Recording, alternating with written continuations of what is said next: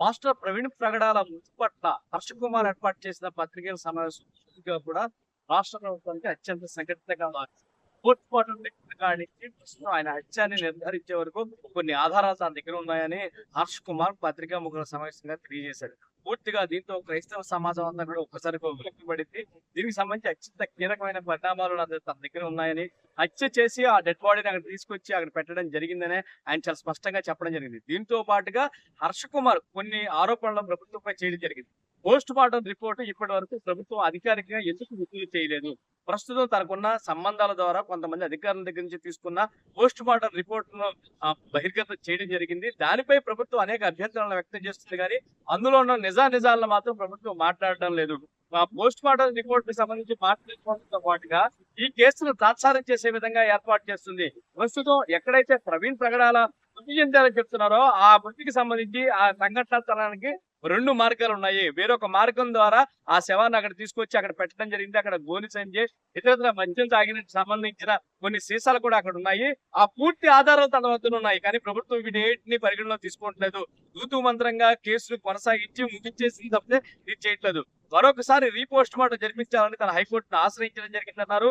CBI case విచారణ పట్ల కూడా తనకి పూర్తిగా నమ్మకం లేదని చెప్తారు. ప్రధానంగా దీనికి సంబంధించి ప్రధాన అంశము క్లియర్ గా సంబంధించి పూర్తిగా దీనికి సంబంధించి చాలా క్లియర్ గా చెప్పడం జరిగింది. ప్రవీణ్ ప్రగడాల మృతికి సంబంధించి తీసుకోవాల్సిన అనేక జాగ్రత్తల్లో ప్రభుత్వం ఎటువంటి చర్యలు తీసుకోలేదు. ప్రభుత్వం కేవలం తాత్సారం చేసి పప్పం గడుపుకునే ప్రయత్నం చేసింది తప్పితే దీంట్లో ఎటువంటి నిర్ణయం లేదు.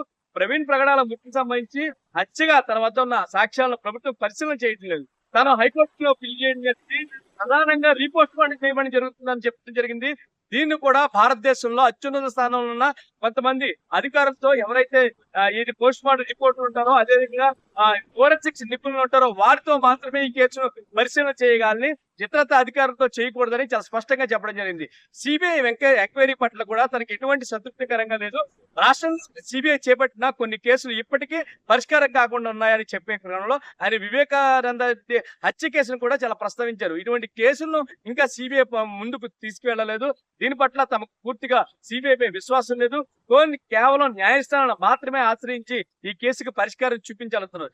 దీంతో పాటుగా అత్యంత చాలా ప్రభుత్వానికి ఇబ్బందికరమైన పరిస్థితి ఏంటంటే రాష్ట్ర వ్యాప్తంగా ఏదైతే ప్రవీణ్ ప్రగడాల మృతి చెందారో ఆ సంఘటనా స్థలం వద్ద పెద్ద ఎత్తున భారీ బహిరంగ సభను ఏర్పాటు చేశారు. అది మే 24వ తేదీన ఆయన ఏర్పాటు చేసేందుకు అన్ని ఏర్పాట్లు జరుగుతున్నాయని చెప్పారు. రాష్ట్ర వ్యాప్తంగా ఉన్న క్రైస్తవ సోదరులందరూ కూడా అక్కడికి వచ్చి ఈ సంఘటితం అయితే ఖచ్చితంగా దీనిపై ప్రభుత్వం తమ గళం వినిపించే అవకాశం కనబడుతుంది. ప్రభుత్వం చెప్తున్న నిర్ణయానికి ఇంతమంది పెద్ద ఎత్తున వ్యతిరేకులు ఉన్నారు కాబట్టి ప్రభుత్వం దానికి దిగి రావాల్సిన అవసరం ఉంది. దిగి వచ్చి ఖచ్చితంగా దీనిపై పూర్తి స్థాయి ఎంక్వైరీ చేయాలి, రీపోస్ట్ మార్టం చేయాలి. పోస్ట్ మార్టంలో ఉన్న అనేక నివేదికల్లోకి ఏదైతే అనుమానం ఉన్నాయో అట్లన్నింటినీ నివృత్తి చేయాల్సిన అవసరాన్ని ప్రభుత్వం తీసుకోవాలి. కేంద్ర రాష్ట్ర ప్రభుత్వాలు పూర్తిగా కూడా ఈ బాధ్యత తీసుకుని ముందుకు సాగాలి.